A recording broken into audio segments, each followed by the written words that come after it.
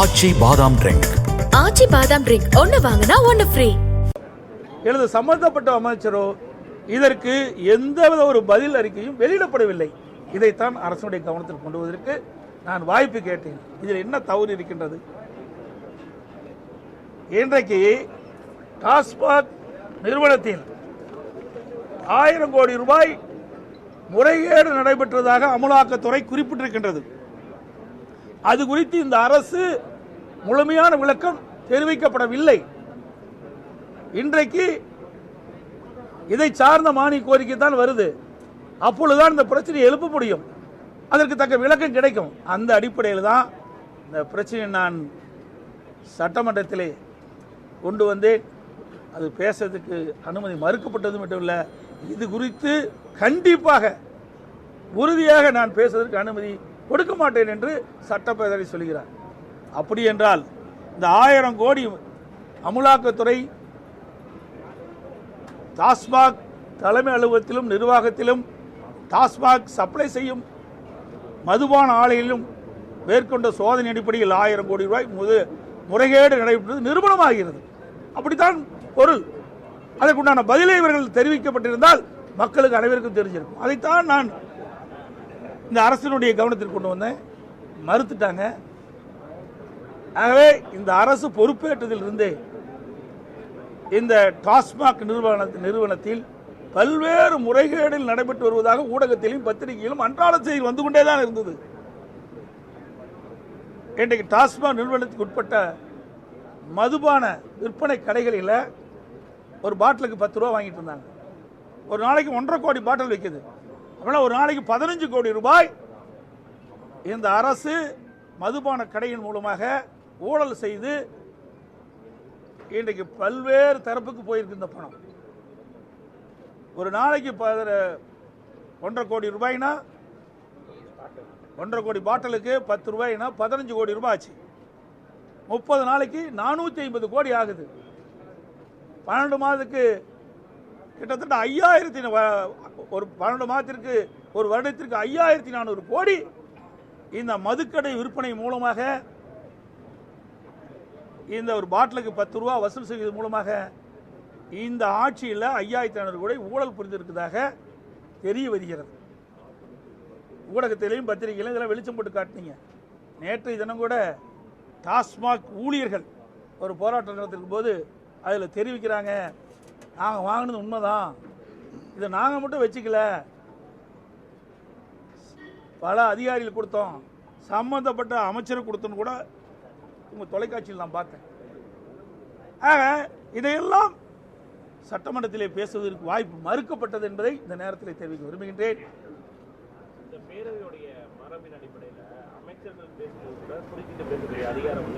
நிச்சயமாக இருக்கின்றது.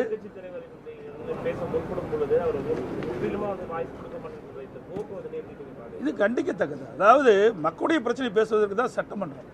பிரதான எதிர்க்கட்சி மக்களுடைய பிரச்சனை, நாட்டில் நிலவுகின்ற ஊழல், அதை முறையாக நாங்கள் சட்டமன்றத்திலே தெரிவிப்பது எங்களுடைய கடமை. அது பதில் சொல்வது அரசுடைய கடமை. ஆனால் இன்றைய தினம் சட்டப்பேரவைத் தலைவர் நடந்த குணம் ஜனநாயக படுகொலையத்தான் நாங்கள் பார்க்கிறோம். ஏன்னா இதில் இன்னைக்கு இந்த துறையுடைய மானிய கோரிக்கை எங்களுடைய உறுப்பினர் அண்ணன் நத்தம் விஸ்வநாதன் அவர்களுக்கு 10 நிமிடம் தர்றாங்க. ஒரு துறையினுடைய பிரச்சனையை 10 நிமிஷத்தில் எப்படி பேசி தீர்க்க முடியும்? அது 10 நிமிஷத்தில் கொடுத்துக்கிட்டு இவங்க 5 நிமிஷம் எடுத்துக்கிறாங்க. இது எப்படி போய் உரையாற்ற முடியும்? எப்படி இந்த துறை எவ்வளவு பெரிய துறை? இன்றைக்கு கோடை காலம் வந்துட்டது, இன்னைக்கு மின்வெட்டு பல இடத்துல ஆரம்பிச்சிட்டது. இதையெல்லாம் அரசுடைய கவனத்திற்கு கொண்டு வந்து மின்வெட்டு இல்லாத ஒரு மாநிலமாக உருவாக்குவதற்கு என்ன ஆலோசனை எங்களால் கொடுக்க முடியுமோ அதை கொடுப்பதற்கு தான் என்னுடைய சட்டப்பேரவை உறுப்பினர் அவர்கள் பேசிக் கொண்டிருந்தார். இடையிலே மறிக்கப்பட்டது. அது மைக்கு வேற குறைவாக இருந்தது. மைக்கு வேணு மைக்கு சவுண்டு வைக்கல. இதையெல்லாம் திட்டமிட்டு செயல்படக்கூடிய ஒரு செயலாக தான் நாங்கள் பார்க்குறோம். ஏன்னா ஒரு அரசாங்கத்துக்கு ஒரு ஆக்கப்பூர்வமான ஆலோசனை வழங்கப்படுகிறது. என்னன்னா ஒரு கிட்டத்தட்ட ஒரு 7-8 ஆண்டு காலம் மின்சாரத்துறை அமைச்சராக இருந்தவர். இன்றைக்கு கோடை காலத்தில் மின்சார தேவை எவ்வளவு தேவைப்படுகிறது, அதை எப்படி சரி செய்வது என்ற ஆக்கப்பூர்வமான கருத்தை எல்லாம் சொல்லிட்டு இருந்தார். டைம் கொடுக்க மறுக்கிறாங்க.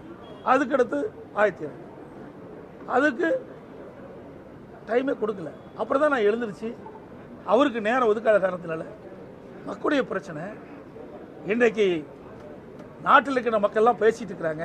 பத்திரிகையில் ஊடகத்தில் செய்தி வந்துகிட்டு இருக்குது, அமலாக்கத்துறை செய்தி வெளியிட்டு இருக்குது.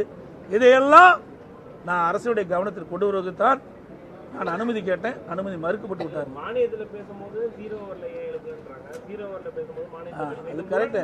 அதாவது நான் இன்னைக்கு 0வில் எழுப்பலான் இருந்தேன். இன்றைக்கு மானிய கோரிக்கை வந்ததுனால எதை எழுப்பக்கூடாது, சம்பந்தப்பட்ட அமைச்சரே இருக்கின்ற காரணம், அந்த துறையை வைக்கின்ற காரணத்தினால இந்த மானிய கோரிக்கையில் எங்களுடைய உறுப்பினர் பேசுவதற்கு தயாராக இருந்தால் அவருக்கு கொடுக்கப்பட்ட நேரம் இவ்வளவுதான் என்று நிர்ணயிக்கப்பட்ட காரணத்தினால அதற்கு மேல் அவர் பேச முடியல, அடுத்த துறைக்கு போக முடியல. அதனால் நான் எழுந்து பேச வேண்டிய நிலைக்கு தள்ளப்பட்டேன். அதை சொல்லிட்டு தான் நான் பேசுகிறேன். நீங்கள் நேரம் முழுமையாக எங்களுடைய உறுப்பினருக்கு கொடுக்கப்படவில்லை, அதனால் இந்த கருத்தை நான் இங்கே பதிவு வைக்க எனக்கு அனுமதி கேட்கிறேன். முறையாக தான் அனுமதி கேட்டேன். அதுவும் நான் சொல்கின்ற கருத்து சரியாக இருந்தால் பதிவு செய்யுங்கள், தவறாக இருந்தால் நீக்கிட்டு சொல்கிறேன். அதையும் ஏற்றுக்கொள்ள மாட்டேங்கிறாங்க. பொதுவாக எதிர்கட்சி தலைவர் எழுந்து பேசினா எப்போ வேணாலும் பேசணும், பேச அனுமதிப்பாங்க, இதுதான் வழக்கம் பார்த்துருக்கோம். ஆனால் இன்றைய நடைமுறை சபாநாயகர் சுத்தமாக பேச, அதாவது அனைத்து இந்திய அண்ணா திராவிட முன்னேற்ற கழக ஆட்சி என்பது ஒரு ஜனநாயக முறைப்படி நடைபெற்ற ஆட்சி. ஜனநாயக முறைப்படி நாங்கள் பேசுவதற்கு அனைவருக்கும் வாய்ப்பு கொடுத்தோம். மாண்புமிகு அம்மாவர்கள் முதலமைச்சர் தலைவர்கள் பொன்மனச்செம்மல் புரட்சித் தலைவர் எம்ஜிஆர் காலத்திலும் சரி, மாண்புமிகு நீதியும் புரட்சித் தலைவி அம்மாவுடைய காலத்திலும் சரி, நான் முதலமைச்சர் இருந்த காலத்திலும் சரி, சட்டமன்றத்திலே எதிர்க்கட்சி உறுப்பினர்கள் பேசுவதற்கு அதிக வாய்ப்புகள் கொடுத்தோம். அப்படி வாய்ப்புகள் கொடுத்தா தான் அவர்கள் பேசுகின்ற கருத்தின் அடிப்படையில் அந்த பிரச்சனையை தீர்ப்பதற்கு வழிபிறக்கும். அது ஒரு ஆரோக்கியமான அரசியலாக இருந்தது, ஒரு ஆரோக்கியமான அரசு செயல்பட்டது. இன்னைக்கு அப்படி அல்ல. இன்றைக்கு அமலாக்கத்துறை கண்டு நடுங்கிட்டு இருக்கிறாங்க, பதில் சொல்ல முடியாத நிலை. அதனால தான் இன்றைக்கு சட்டப்பேரவைத் தலைவர் என்றைக்கும் இல்லாதவருக்கு நீங்கள் எவ்வளவு முயற்சி எடுத்தாலும் இன்றைக்கு இதை எடுத்துக்கொள்ளவே முடியாது.